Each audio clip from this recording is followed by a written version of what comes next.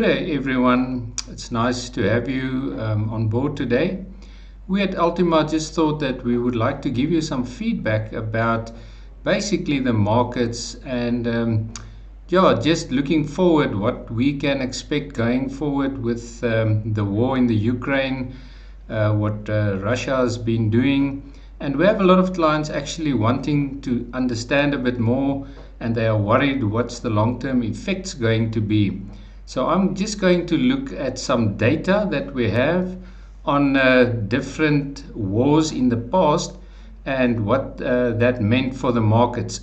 So the first one that we are looking at is the Gulf War that happened between the 2nd of August 1990 to the 28th of February 1991. Now, Nathaniel Rothschild coined the phrase that you should buy on the cannon. Now, that's a phrase I don't really like, but what we see is the devastation in terms of loss of life. But what markets concern, it sometimes could be quite appropriate.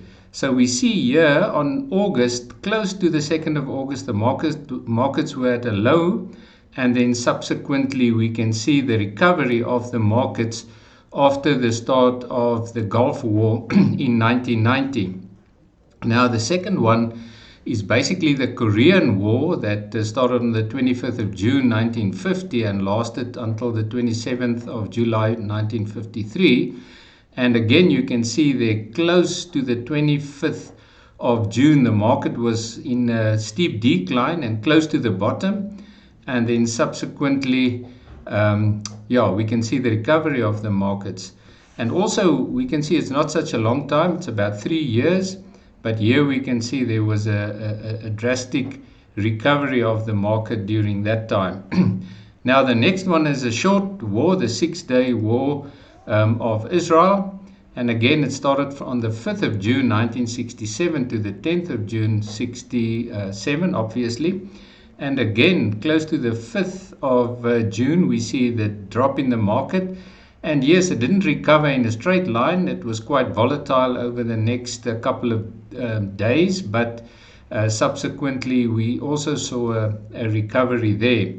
Then the Yom Kippur one that we're looking at is one that's a bit concerning. It happened on the 6th of October 73 to the 25th of October 73.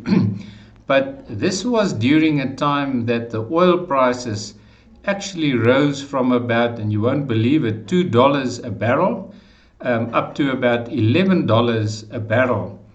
And at the end of the day, it's not really the 2 and the 11, it's about the percentage increase. And we're basically seeing the same thing. So it's a bit worrisome to see that the markets didn't recover right from the start, because we see here on the 6th of October, the market is quite high.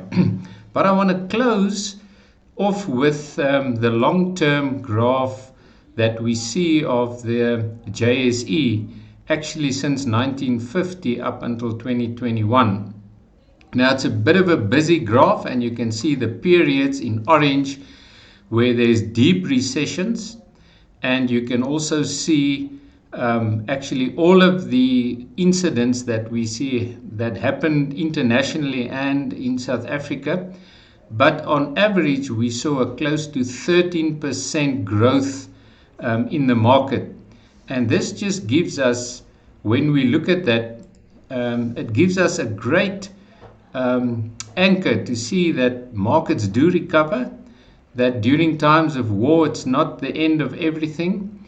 And we don't know what is going to happen in this time. It's especially, as I said, it's terrible to see the loss of life, especially children and women that a couple of weeks ago had a peaceful lifestyle, and now they've left the country, and we don't know what is going to be the spillover as well. But in general, if we look at it, war is, in terms of markets, not such a bad thing.